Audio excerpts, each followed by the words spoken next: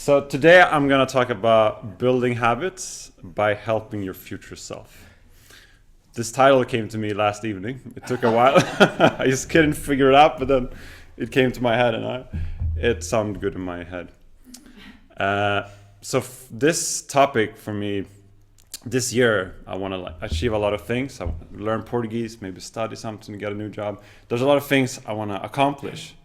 So I was thinking self-discipline might be a good sermon title. But the more I read about sermon, like self-discipline, habits kept coming up. So then I decided to just Google what books are popular with habits. I found this Atomic Habits, Good Habits, Bad Habits, 2 books. One very scientific, one more self-help book, like you can do it, be positive. So with this, I try to form something, how can I help myself build habits? And is there a way that I can help myself today, tomorrow, to make it easier to build these habits? And I think we can all relate to this of having goals because it's a new year. It's 2025.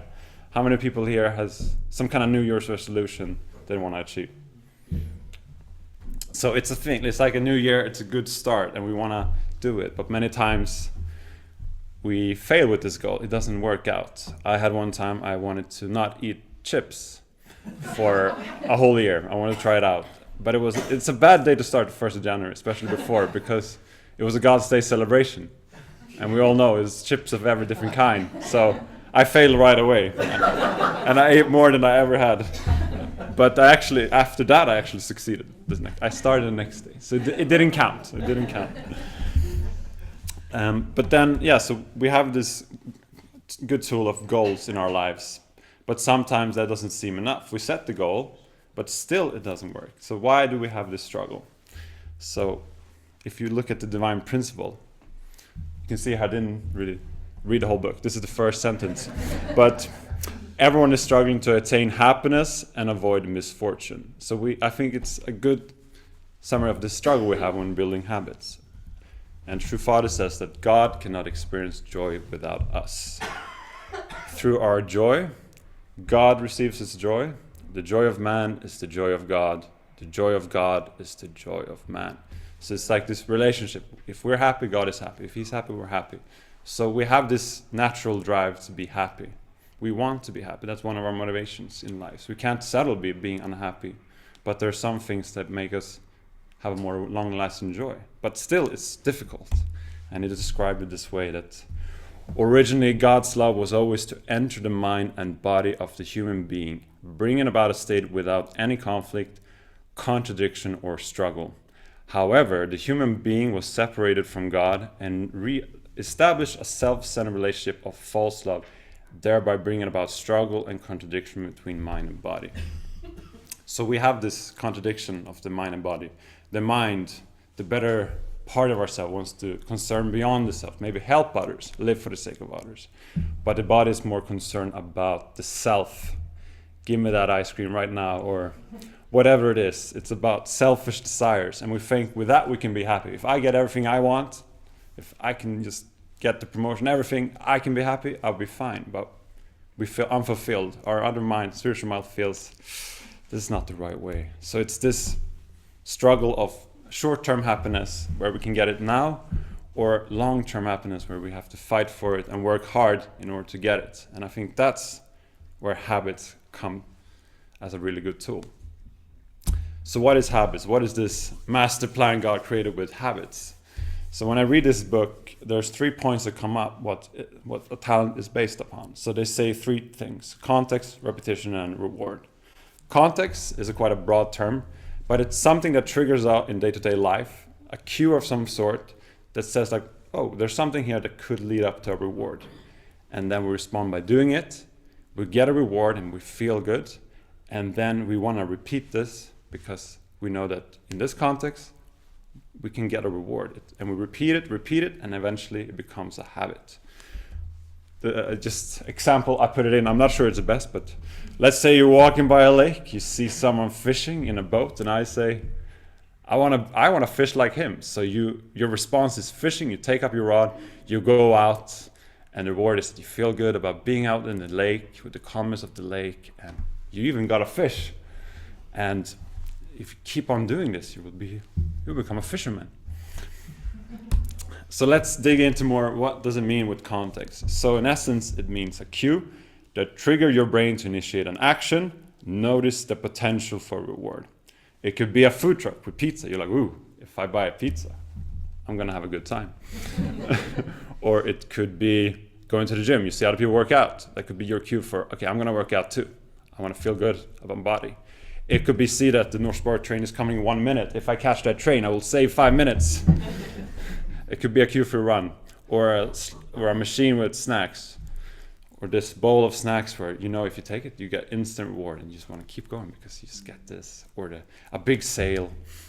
So there's both good and bad things that trigger us to go because we know there's some kind of reward there for us.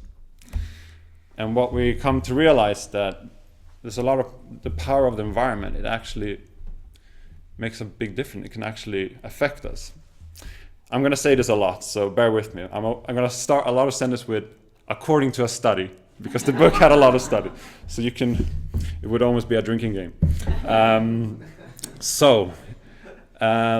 This was an example where people came into a room and they were going to have a survey, and they said, oh, you can eat whatever you want. There's popcorn, apples, feel free. And they realized when they have the popcorn next in a table near to them, they ate more calories, 150 calories. But then they changed it, put the apples at the table and the popcorn further away. They could still smell the popcorn. Maybe they wanted the popcorn, but they ate less calories. They ate more of the apples because it was just right there. So it's interesting, just by changing this. They didn't make any commitments or anything, but just by changing their environment, it changed their behavior. Another example is the supermarket. If you want milk, you gotta go through the whole store. They know this. And many times we want one thing, but we end up with 5. And I think that's because they're planning everything. I'm not gonna go into conspiracy theories or anything, but just they use these kind of tricks because they know that we can affect people, and there's a lot of different things we can do this. Same with slot machines or whatever. And then you come to realize, okay, so in a different context, there's this power of friction. And by friction, they mean this dog that should not eat donuts, but it's in front of him. There's a lot of friction. He's making it very hard for himself to not eat these donuts. Instead, you could meditate with no donuts and live happily. A good example, are you ready? According to a study, there's a lot more of these coming up. They wanted to try in a workplace, there was an elevator and they wanted people to take the stairs. So they tried, okay, let's put these signs like, you get fit if you take the stairs, it's good for your heart, whatever they put to make people take the stairs. Didn't work out. People kept taking the elevator. But then they tried to do this. Instead of the doors opening 1 second, it takes 16 seconds for the doors to open. And then a third of the people were like, I can't take this. They started to take the stairs. But 60 people, or the other people, they took the elevator. It's quite fascinating that it's almost more impressive. And what they come to realize after a long period of time, maybe a month after so, when they took it back to the normal setting, just like a normal elevator. And all of these people who took the stairs kept taking the stairs. They were so used to it because, yeah, like we can. Maybe they didn't trust that elevator or something made them take the stairs. And they didn't make a commitment to do this. But the environment changed. There was some friction that made it a bit harder. I'm not sure you can call taking an elevator a bad habit, but in a way you could say a bad habit of not taking the stairs. It made it harder. So you can see it like this. To break bad habits, you add friction. Let's say that you have to study for a test, but you can't stop binge watching Netflix. You can't stop watching, I'm not sure what shows, Vampire Diaries, or no, maybe not. Something, yeah. And Netflix has this thing where in the end of the video, it goes to the next one, and the next one, and the next one. So maybe that's a thing, a friction. You could just, I'm going to make it harder, go into the settings and take that away. So it doesn't automatically go, I have to myself play the next one if I want to watch it. Or maybe you watch specific times. I'm only going to watch after dinner. Or if you really can't do anything, maybe you should just stop subscribe for a while and let Vampire Diaries wait. But that might be too hard. But then you can see that you could already before help your future self here to add some friction for these bad habits. Or good habits, it's the opposite. You want to remove the friction. Let's say you want to eat more fruits. Instead of having the fruits in the kitchen where you never really see them or you don't really care, you put it straight in the living room table where you watch TV. And you probably will take a fruit when you watch a movie. It will inspire you maybe. Or you put a routine. Okay, then I put one in my bag for tomorrow before I go to sleep, so I have a fruit to work. So that's an example how friction can help your future self to make these habits. And this leads on to self-control, because many times we think self-control is all about just resisting temptations. But according to this passage in the book, I can read it. So people who we thought had high self-control to achieve great life outcomes instead are really good at forming the right habits. They seem to understand the influence of situations and choose ones in which it's easier to repeat desired actions. They don't have much friction in their lives and so are not tempted to act in a counterproductive ways. So when I read in the book, it's a lot about willpower. I didn't have enough willpower, but I think even if we fail, we still have the will to achieve it. And we think we don't have the self-discipline, we can't resist the temptation. But it seems like the self-disciplined people have a way of structuring their life in a way to help them to not have unnecessary desires. If you take a really extreme example, this guy is not supposed to eat snacks, but his house is full of snacks. He even has these candy bracelets and necklace. That's how bad. That's a bad idea. And you can see that if you have self-control, you put yourself in the right position. You make sure that you don't buy this stuff so your house is full of snacks. Of course, you still have to resist desire when it comes. You can never plan for it, but you can help yourself in the ways you can. And then we come to repetition. You gotta repeat this habit. And she writes, something happens in the brain. Until we have laid down a habit in neural networks and memory systems, we must willfully decide to repeat a new action again and again, even when it's a struggle. At some point, it becomes second nature and we can sit back and let autopilot drive. So in the beginning, it feels you're more conscious about your action. You're more conscious about always taking an apple to work and making sure you do it. But after a while, it comes to another part in your brain which makes it more automatic. And I think we're created this way. But then the question is, okay, but how long will this take? Are you ready? According to a study, they made a simple study where I think they had 92 students, and they were going to set some goals. Maybe I'm going to drink water to lunch, I'm going to bring a fruit, I'm going to go for a morning walk, simple routines.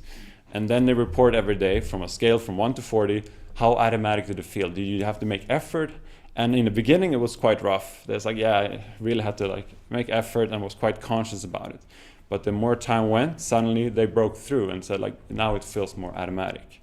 And according to this one, roughly it was, when it came to food and healthy, it was about 55 to 65 days, so 2 months, and exercise was more about 3 months. But the thing is here not to go into exact numbers. It's quite hard, it's personal, it could be many factors. But the lesson I think to be learned is that if you're doing it for a month and you still don't feel it's a habit, it doesn't feel natural, it is okay, it is normal, there's nothing wrong with you, that we have to be patient. It's kind of if you look at a curve, we might expect it to be a straight curve and that we see something happening every day, but it's more of a curve. They call it the valley of disappointment. Nothing is happening. But I think we can relate that it goes slow and suddenly we have a breakthrough. And we have an example here about the bamboo tree. So the bamboo tree actually takes a long time to grow, or not if you compare to other trees, but for the first, with plants at least, for the first 5 years, at the surface, nothing really happens. It's just a little, but a lot of things are happening in the background. The roots are forming, a lot of things happen that I have no idea about. And then suddenly, after 5 years, in 6 weeks' time, this bamboo tree grows 90 feet, so 30 meters in 6 weeks. So from 5 years, nothing happening on the surface to suddenly 30 meters. It's almost like you can see it grow. It's almost that fast. And this, I think, is a good metaphor for life, that we might not see it, but if we're wait for it, it might come, and we can see this effect coming. The bamboo tree in our life. So I think sometimes we made the mistake to maybe compare only with, we see people be successful, we only see the last part, but we don't see all the hard work that went through it before. And this is a metaphor. I like metaphors. It's the Western way, I guess. But I think a good example is also with repetition that, let's say you build a fire, and then to keep the fire going, you just keep putting logs on. And it will be not too hard to keep it going. If you miss some, if you're away for a while, it's okay, the fire is a bit less, it's okay, you can still keep going. They say habits, they don't disappear just because you fail one day. It's still, the brain is still processing it. But what happens if the fire goes out? Then it's gonna be a lot more work for you to get the fire going again than it was for you to just keep putting logs on. So I think that is also a metaphor for repetition. Keep putting it on, even if it doesn't have to be perfect, but keep persisting and it will help you in the long run. But then we talk about rewards. So they say it's some kind of reward that makes it worthwhile for you to do these habits. And they talk about intrinsic, something internal, which is connected to the action itself. So let's, for example, you give flowers to your beloved. They're happy, you're happy, happy family. And you feel good because you see they're happy, so it's a reward for you. And you're like, that was nice. Or you read a bedtime story for a kid and they're all excited about the dragons and whatever is in the story, and you feel the excitement in their eyes, and that makes you feel a reward in itself. And it's like, I'm happy they had a good experience. Or you cook something, bake something, and you see people enjoy it, and that's a reward in itself. Or a soup kitchen, you help out, and it feels good that you could help out and make these people's life better. But it's quite instantly connected to that action. And things happen in the brain with dopamine. So there's a neural process that happens when you are rewarded. Your brain releases dopamine, which is a neurochemical that actually binds together the context that you're in and the response that you gave in order to get that reward. That's one of the reasons why rewards are so important and so useful for forming habits. So in all these senses, you get some kind of dopamine rush, and that's why we keep doing this, a rewarding chemical. But we know there's distractions in life. The phone, you feel bored, you put up, you check the phone, and your reward is a new email, message, video, whatever, and it just keeps on going. So unfortunately, it's only supposed to be for good things, but it will be for many, many different things.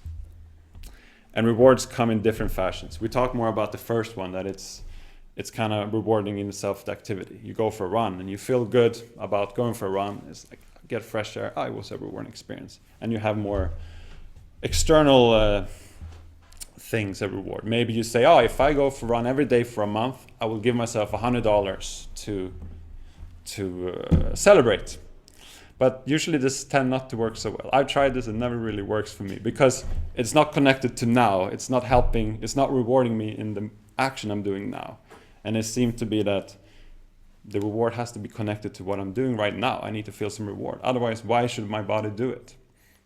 I can't really see that money. But you could use this external, let's see if my animation works here. Yes.